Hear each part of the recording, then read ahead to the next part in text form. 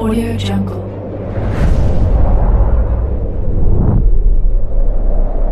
Yo, balik lagi bersama Mimin di Manhua TV.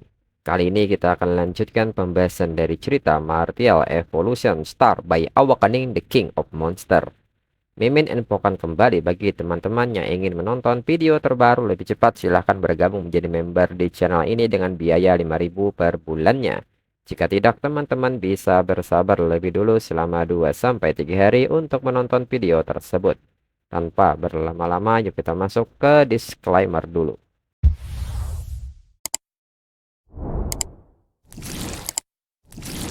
Disclaimer, silahkan abaikan hal ini jika kalian sudah mengerti. Ini peringatan mengenai konten di channel ini. Video ini berisi alur cerita komik yang mempermudah bagi teman-teman untuk mengetahui isi ceritanya dan memahami alur ceritanya. Jika ada kesamaan tokoh, tempat, maupun isu yang sedang hangat, itu benar-benar tidak disengaja. Dan peringatan bagi teman-teman untuk tidak mencontoh atau meniru perkataan maupun perbuatan yang tidak baik yang ada di video ini. Karena cerita ini hanyalah fiktif belaka. Jika mengerti, yuk kita masuk ke ceritanya. Yihe pun menyebut bahwa nama Bloodthrone terdengar mengerikan. Sebaiknya mereka ganti namanya menjadi Rawa Liangsan. Lalu kini seorang pelayan datang memberitahu Yihe bahwa mereka bertiga dari daftar yang ada di tangan Yihe akan tiba di Chengcheng hari ini. Jika mereka datang, maka bawa saja ke sini. Organisasi Bloodthrone ini sepertinya negara Xie yang agung, benar-benar melemah. Siapapun yang berani mendekati mereka itu seperti menyalakan lampu di tangki septik. Mencari Xie sama saja dengan mencari masalah. Lalu kini kelompok yang mengatasnamakan Bloodthrone pun mulai bergerak. Saat di jalan, Jeb pun bertanya apakah titik pertemuan di katedral di pinggiran Chengcheng telah dikonfirmasi. Sultana mengiyakan hal ini, itulah benteng organisasi di Chengcheng. Sultana pun bertanya kepada mereka mengenai pendapat mereka mengenai Chengcheng. Jeb pun mengatakan bahwa itu hanya kota terpencil yang khas. Tidak ada master bela diri yang layak ditonton di seluruh kota. Karena sangat biasa, bahkan Long Kue tidak mengirim banyak orang untuk melindunginya. Sultana pun mengatakan bahwa dirinya punya perasaan buruk tentang ini. Sejak saat dirinya memasuki kota, dirinya merasakan tatapan halus yang terus-menerus tertuju kepada mereka. Dan para pejalan kaki di sepanjang jalan, detak jantung mereka terlalu stabil. Tidak mungkin seseorang mempertahankan detak jantung stabil seperti itu sepanjang waktu. Mereka pun hanya terdiam mendengar hal ini dan saling melempar kontak matanya. Jeb pun menyebut ini menarik dan segera memacu mobilnya lebih cepat. Orang-orang yang melihat ini pun hanya tersenyum dengan wajah menakutkan serta mengatakan bahwa matahari terbenam mendekat dan penguasa malam akan segera keluar dengan kekuatan penuh. Lalu Sultana mengatakan bahwa kehati-hatian adalah hal yang baik, tapi bukankah mereka terlalu berhati-hati? Mereka sudah pergi lebih dari 30 mil dari Chengcheng. Jeb pun mengatakan jika benteng organisasi di Chengcheng jatuh, mustahil bagi mereka untuk tetap tidak menyadarinya. Sultana mengatakan bahwa mungkin dirinya terlalu gugup, dirinya sadar dirinya gagal menembus level Grandmaster setahun yang lalu. Tetapi ketika dirinya mencoba menembus ke ranah martial arts, dirinya masih melihat sekilas sesuatu seperti takdir kematiannya. Ketika dirinya pergi, ada dua mayat mereka di sampingnya. Dirinya rasa mereka pergi dalam misi yang sama. Jeb pun nampak kaget mendengar hal ini dari Sultana serta bertanya mengapa Sultana tidak memberitahu dirinya tentang sesuatu yang begitu penting lebih awal. Kenny pun menyebut Sultana jalang dan mengatakan jika Sultana tahu itu, dirinya tidak akan pernah ikut misi bersama Sultana apapun yang terjadi. Sultana pun mengatakan bahwa jalan takdir tidak bisa dihentikan, tapi setidaknya tidak hari ini. Di tempat kematiannya yang telah ditakdirkan, latar belakang yang dirinya lihat adalah hutan gelap yang mengancam. Tapi sekarang mereka bahkan tidak bisa melihat satu pohon pun di sekitarnya, apalagi hutan. Jeb pun menyebut itu benar, tapi bahkan jika itu takdir, dirinya akan menentang takdir. Sultana pun menyebut bahwa takdirnya ada di tangannya sendiri. Namun, bersamaan dengan hal tersebut, dari mobil yang mereka gunakan tiba-tiba sesuatu muncul seperti tunas tumbuhan. Ternyata dari tunas itu Yihe seketika muncul. Yihe mengatakan bahwa sel-selnya sekarang dapat tumbuh secara mandiri menjadi bentuk manusia dan membawa kesadaran dirinya. Lalu dengan menggunakan kekuatan pohon suci dan menggabungkannya dengan sel tumbuhan Celestial Emperor di Mola, dirinya dapat menggunakan kekuatannya. Dirinya akan memanggilnya sebagai orang yang telah hancur total, The Dark Forest Descent. Hingga kini sel yang mengakar di mobil ini tumbuh menjadi sebuah pohon berukuran besar dengan kepala menyerupai seekor naga. Yihe pun mengatakan bahwa takdir memang bisa ditulis ulang, tapi terserah dirinya yang memutuskan. Sultana yang melihat pemandangan ini menyadari bahwa inilah adegan kematian yang ditakdirkan. Sultana pun bertanya-tanya apakah itu benar-benar di sini. Lalu Sultana yang melihat kondisi Jeb dan Kenny pun nampak sangat kaget. Dan Kenny pun kini meminta Sultana menolongnya agar mengeluarkannya dari mobil ini sedangkan Jeb sudah mati. Sultana pun menolak ini, tidak ada yang bisa menghindari adegan kematian yang telah ditakdirkan. Kenny menyebut bahwa Sultana sebagai jalang dengan jari tengahnya hingga kini sebuah batang pohon mengakhiri hidup Kenny. Sultana yang sudah menyerah pun mengatakan bahwa takdir adalah sesuatu yang tidak dapat diubah. Lalu kini Yehe mendekati Sultana.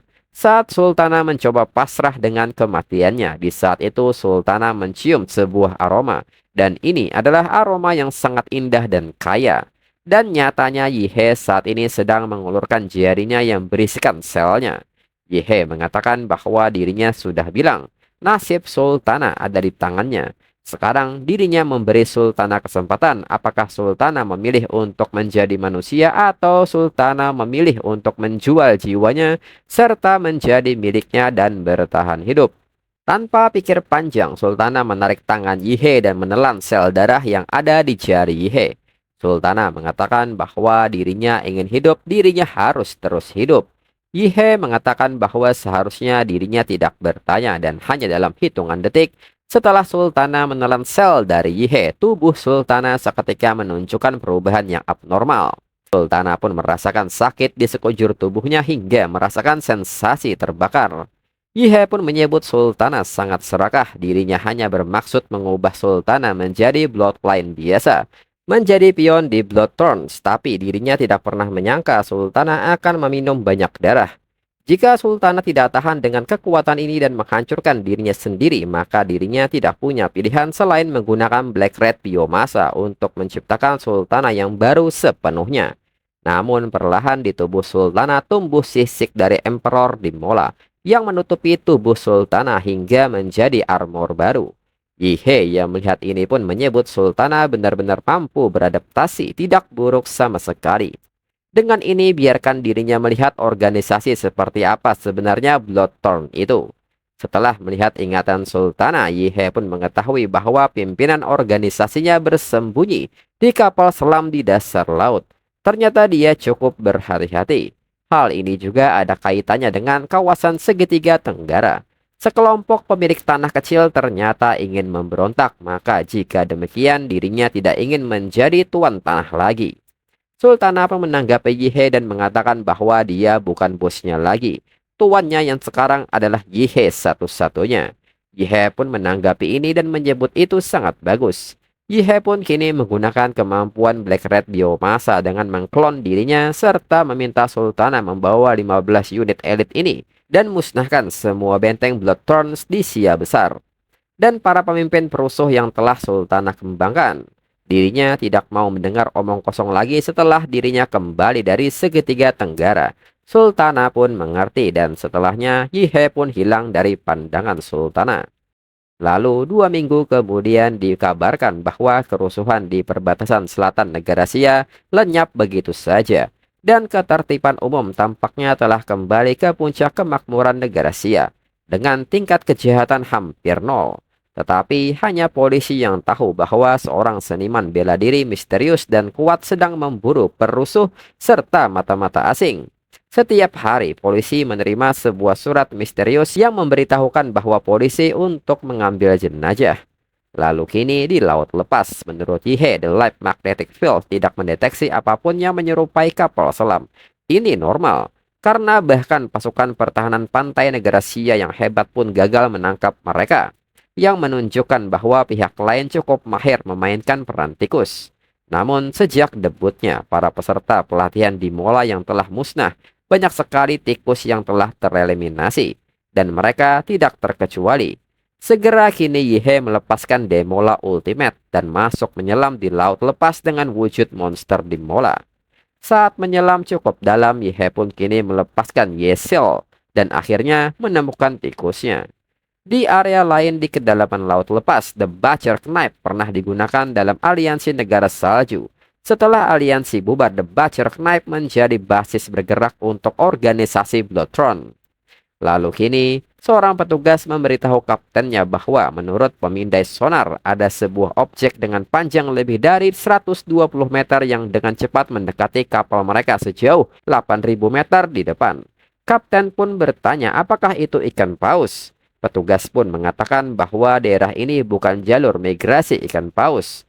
Kapten pun meminta petugas mengusirnya dengan gelombang suara. Kembali petugas mengatakan bahwa tolak soniknya tidak efektif. Benda itu sudah berada 5.000 meter di depan kapal mereka. Benda itu masih mendekat dengan kecepatan tinggi dan diperkirakan akan berada di depan kapal mereka dalam waktu sekitar 1 menit. Bergerak begitu cepat, mungkinkah itu monster yang berkeliaran di lautan? Kapten pun kini meminta petugas untuk melepaskan torpedo Trisula secara langsung. Hingga kini 2 torpedo mengarah langsung ke Yihe. Dan ledakan besar pun terjadi, namun setelah melihat hasilnya, petugas pun mengatakan bahwa torpedo tidak efektif. Lalu saat ini di dalam pos The Butcher Knife, kegaduhan pun seketika terjadi saat mengetahui torpedo tidak berhasil. Petugas mengatakan bahwa benda itu bergerak maju, dia mengisi daya dengan kecepatan yang lebih cepat.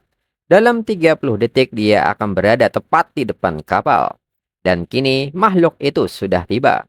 Yihe pun kini mencoba melakukan manuver di samping kapal selam hingga benturan pun terjadi. Petugas pun mengatakan bahwa kapal mengalami benturan keras. Dan kembali kapten meminta semua torpedo Trisula dilepaskan. Hingga kini torpedo menghujani tubuh Yihe. Namun hal ini tidak berdampak sama sekali hingga pada akhirnya Yihe membelah kapal selam ini menjadi 2 bagian dan ledakan pun seketika terjadi. Di saat itu, seseorang kini menyelinap keluar dari kapal selam. Dan dia adalah Grete, pemimpin Bloodthrone Powerhouse Rank S tingkat Grandmaster. Dalam pikiran Grete, dirinya telah membayangkan segala macam masa depan bagi Bloodthrone. Mungkin balas dendam dari musuh atau pemusnahan oleh negara yang kuat. Tapi dirinya tidak pernah membayangkan kalau bisnis keluarga dirinya akan dirusak oleh monster yang sedang lewat. Bagaimana mungkin dirinya bisa mentolerir ini? Kapal selam telah rusak dan baterai nuklir ini tidak akan bisa bertahan lama sebelum meledak. Lebih baik monster ini diledakkan oleh baterai nuklir ini hingga Grete seketika melemparkan baterai nuklir ini dan Yihe sendiri dengan cepat menelan baterai nuklir ini. Grete pun tertawa melihat ini dan menilai bahwa Warcraft hanyalah Warcraft. Monster tanpa kecerdasan. Sungguh bodoh menelan baterai nuklir ini. Dirinya melemparkan baterainya pada monster ini dengan sikap hidup atau mati. Dirinya bahkan tidak yakin apakah itu akan membunuh monster ini. Karena torpedo Trisula tidak efektif melawannya. Tapi ledakan dari dalam tubuhnya itu cerita yang berbeda. Tidak ada manusia super yang mampu menahan ledakan nuklir di dalam tubuhnya. Hingga ledakan pun terjadi. Namun bagi Yihe sendiri ini hanyalah sebuah camilan untuknya. Dan ini juga mengagetkan Grete. Grete pun bertanya-tanya dalam pikirannya apa yang terjadi. Monster ini menyerap baterai nuklir. Dan kini Yihe membalas serangan Grete dengan suara ultrasonik. Grete seketika menutup telinga dan menilai bahwa ini adalah suara yang langsung masuk ke otaknya. Bagaimana mungkin suara itu memiliki kekuatan seperti itu? Mereka bahkan berbicara bahasa daerah Xia. Grete yang jengkel pun meminta monster ini untuk tidak meremehkannya.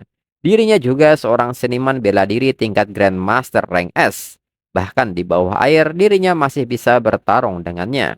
Namun di saat Grete bersiap melepaskan serangannya, nyatanya Yihe telah melepaskan selnya hingga membuat tubuh Grete terkunci. Grete pun bertanya-tanya benda apakah ini. Dirinya tidak bisa bergerak. Benda-benda seperti kapas ini menyerap energi bela dirinya. Dan di saat yang sama, Yihe pun kini bersiap melepaskan Nuclear Blade-nya. Grete pun bertanya-tanya dalam pikirannya siapa monster ini sebenarnya. Ye pun mengatakan bahwa tidak ada harapan, tidak ada cahaya, yang ada hanyalah keputusasaan.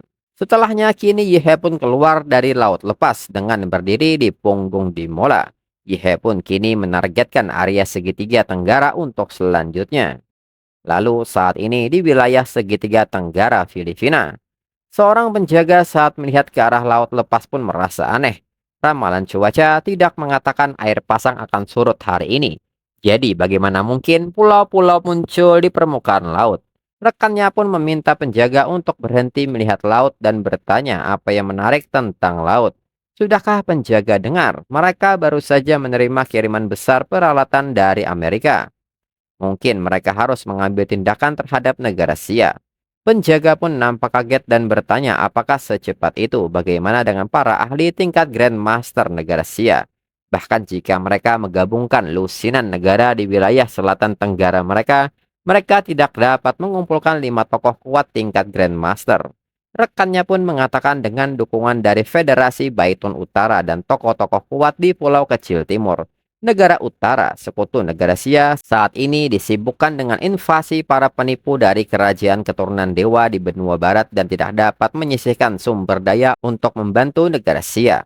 Fakta bahwa Federasi Baiton Utara berani membiarkan mereka bertindak berarti mereka yakin bahwa kekuatan tempur puncak negara Sia telah sepenuhnya musnah. Mereka pasti yakin bahwa mereka dapat menghancurkan negara Sia dalam satu serangan. Itulah sebabnya mereka berani bergerak.